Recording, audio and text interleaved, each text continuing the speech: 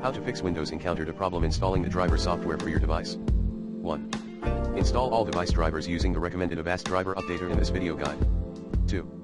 Run the system maintenance troubleshooter and hardware and devices troubleshooter, command, msdt.exeid device diagnostic. 3.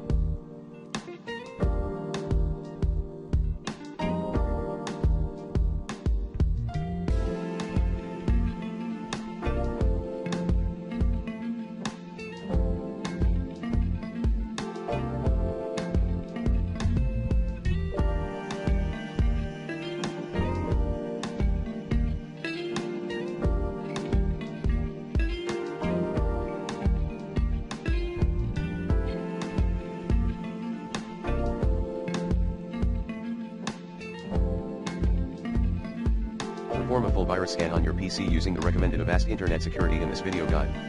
4. Use the chkdsk tool, chkdskc/f5. Install the latest Windows.